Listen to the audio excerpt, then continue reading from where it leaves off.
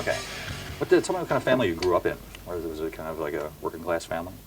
Yeah, my mom is a waitress. My dad was he was a jazz drummer and a trucker. Yeah. Worked for the Safeway trucks, and we had 6 kids in our family. I'm the youngest, and he passed away when I was 10, and so it was we struggled. I mean, we were broke, but we weren't starving or anything like that. It was a pretty, lower middle class, working class.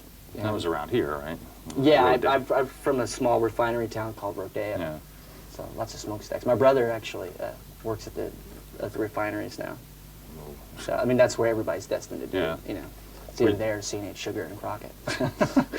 Were you like always musical? Did you always want to play something, or was this something that came on later on?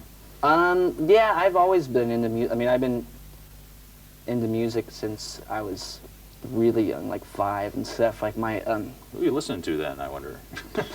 my mom listened to a lot of country music. She comes from Oklahoma. Hence the name Billy Joe. Yeah. It's not William Joseph. It's just Billy Joe. Really? Yeah. And so I heard a lot of I heard lots of Elvis from my sister, and I have an older brother who's 21 years older than I am. Wow. So my mom is now she's 63, so I'm 23, and so she's been through like every generation of kids pretty much since like the 50s, the 60s, the 70s, the 80s, and up until like beginning of the 90s. Yeah. She's pretty understanding about the things that you wanted to do. Yeah, I mean, she was a real strict parent, for all of my other siblings. But I think by the time she got down to me, she was just like, "Hell with you," I remember I came in one time and I had this really bad haircut that my friend gave me. That was like, it was like shaved all back here, and then like it was shaved in the back right here, and then it was like long in the back. Nice. I came in, I go, "Hey, Mom," and she's laying in bed. She goes, "Oh, Billy Joe, no." And she was pissed too, but what could she do about it? Too late then. Yeah. This guitar that you got, where did you see it? Was it just in a music store window, or? No, this guy George Cole. I don't know if you're familiar with a band called Beatnik Beach. Yep. And before that, he used to belong to a guy in Big Bang Beat or something like that. It's like I don't know what the hell it is. But he had the guitar, and he was kind of teaching me how to play guitar a little bit. Basically, it wasn't like a guitar lesson because I learned how to read music. We just kind of went in like, "Did you learn anything out of the book?" "No." "Well, let's jam." Yeah. So, he taught me how to put my hands on the thing. Yeah. And what were you playing at that time? I mean, were you aspiring to play like punk stuff, or was it? Were you going for the country thing? No country. That's definitely not. I was into a lot of bad heavy metal and stuff. Well, some good heavy metal. Yeah. I mean, I really liked like the first Van Halen record. Yeah. And, Ozzy? I was a big Ozzy fan. Yeah. I loved like Randy Rhoads and stuff like that. And I never really was a Black Sabbath fan. Yeah.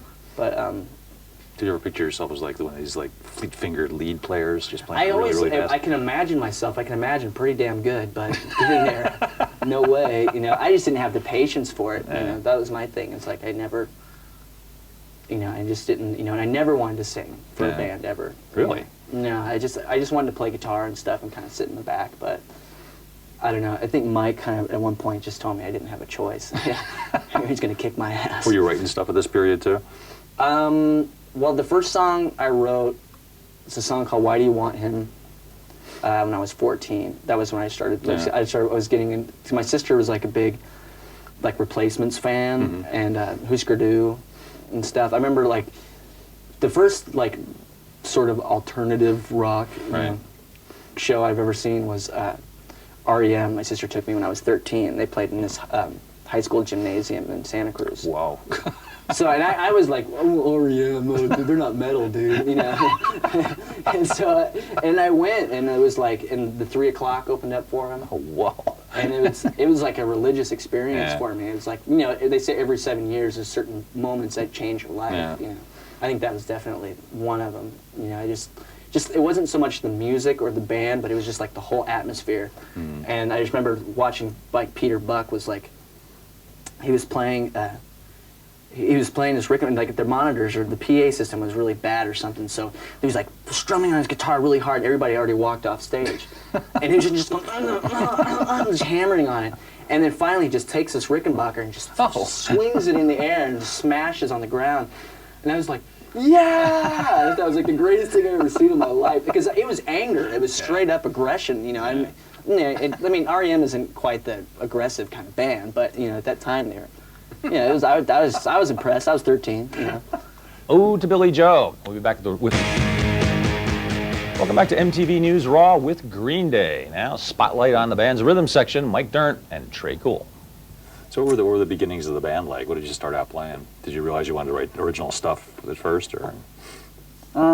We start. You know, me and Billy wrote our first song together in like 1986. Yeah, no, 87. What was it? My freshman year.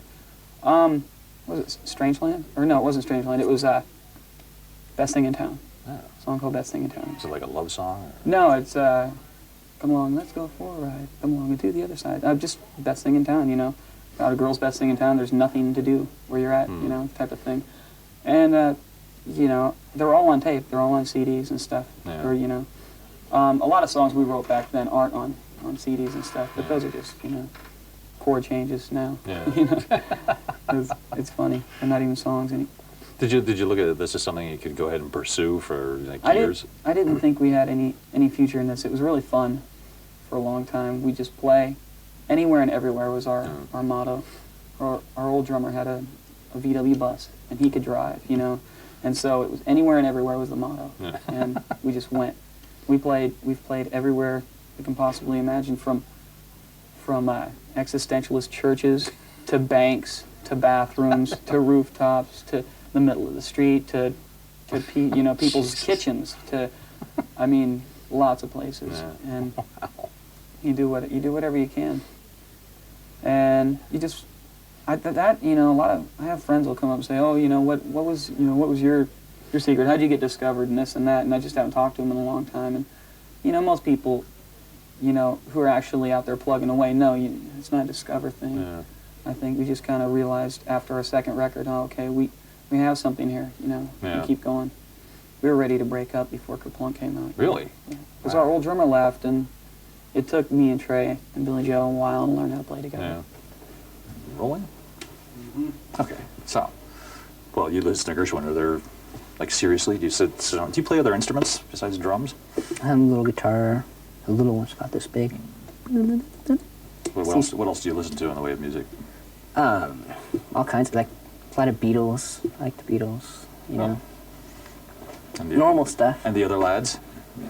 Kind of, you know, like a lot of old, like Billy listens to like a lot of old like vinyl and stuff, like Fang and just like old like punk stuff. And, you know, it's not, we didn't like grow up on that stuff though. It's kind of like we kind of learned about it afterwards. And you feel strange when people say, gee, it's this new punk thing. And I'm like, going yeah, on." you guys are like, you're like the Pistols and what?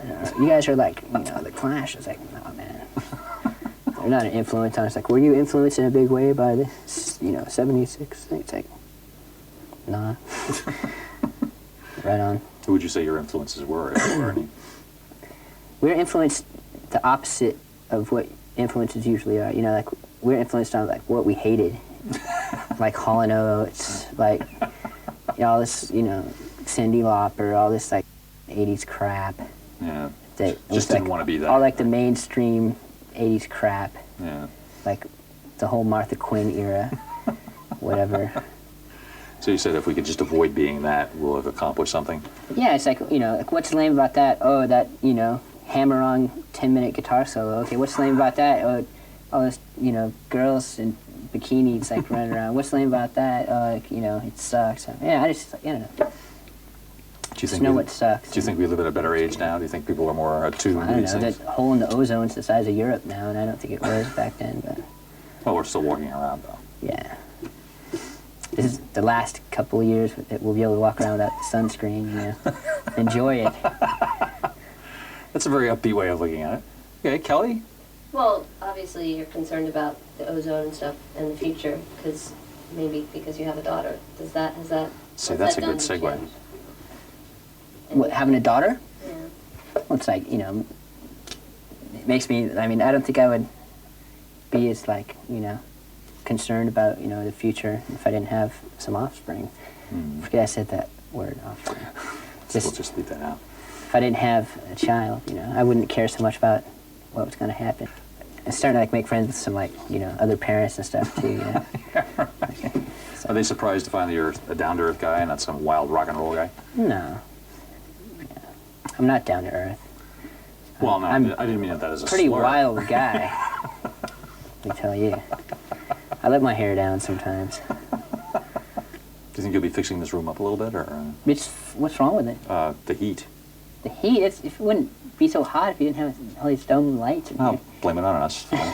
Okay, I think that's good for me. Do you have any more questions, Kelly? No, no. I think you can go. Thank you. We're all happy. What was that?